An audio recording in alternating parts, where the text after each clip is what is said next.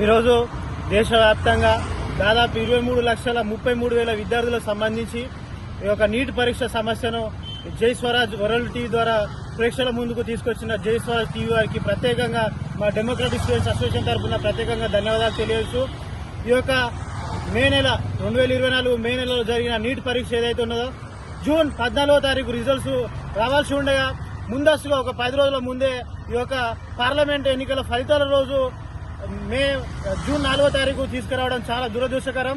అంటే 10 రోజుల ముందుకు ఎందుకు తీసుకొచ్చారు అనేది పార్లమెంట్ ఎన్నికలప్పుడే ఎందుకు బయటకు తీసుకొచ్చారు అంటే ఇందులో ఉన్న లొసుకులను కానీ అవకతవకలను కానీ ఈ ప్రజలు ఎక్కువ ఫోకస్ కాకుండా చేయడమే మేము దీనికి గల కారణాలు అనుకుంటున్నాం.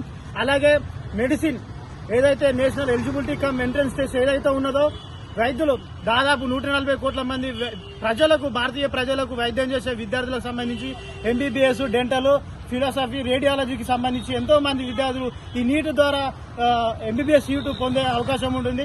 అట్లాంటి ప్రజల ప్రాణాలను కాపాడాల్సి ప్రజల ప్రాణాలకు సంబంధించి విద్యను చదివే ఈ యొక్క పరీక్షలో పేపర్లను అమ్ముకోవడం ఎంత దురదృష్టకరం, ఎంత సిగ్గుచేయడానికి నేను ఈ యొక్క నరేంద్ర మోడీ ప్రభుత్వాన్ని డిమాండ్ చేస్తున్నాం.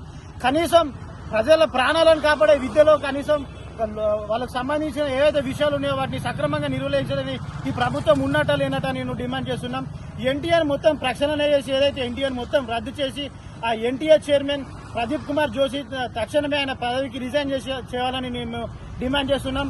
అలాగే ఈ ఎన్టీఆర్ మొత్తం రద్దు చేసి గతంలో ఉన్నట్టే ఈ యొక్క ఏదైతే మెడిసిన్ కోర్సు ఉన్నదో దానికి ఏ రాష్ట్రాలకు ఆ రాష్ట్రాలకే సంబంధించి వాళ్ళ ఎంట్రన్స్ టెస్టులు పెట్టుకునే విధంగా ఉండాలని మేము కోరుతున్నాం. ఇప్పటికీ దాదాపు రాష్ట్రంలో చాలా పేపర్లు లీకేజ్ అయినాయి.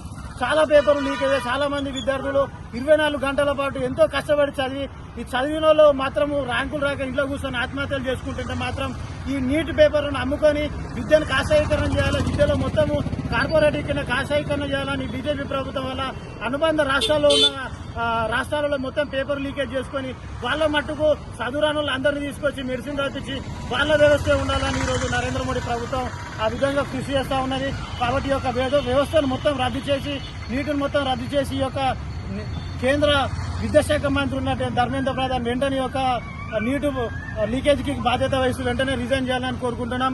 అలాగే ఇక నరేంద్ర మోడీ ఇప్పటి వరకు ఈ యొక్క నీట్ సమస్యపై దేశవ్యాప్తంగా అన్ని విద్యార్థులు, విద్యార్థి సంఘ నాయకులు రోడ్లపై వచ్చి ధర్నాలు, రాస్తారోకోలు చేస్తూ లాఠీ దెబ్బలకు గురవుతున్నా కానీ కనీసం పార్లమెంట్ లో ఒక్క మాట్లాడని 54 ఇంచుల నరేంద్ర మోడీ వెంటనే దీనిపై స్పందించి తక్షణమే యొక్క ఎన్టీఆర్ను రద్దు చేయాల్సిందిగా కోరుతూ ఈ నీట్ పరీక్షను మరలా నిర్వహించి విద్యార్థులకు న్యాయం చేయాలని మేము డిమాండ్ చేస్తున్నాం.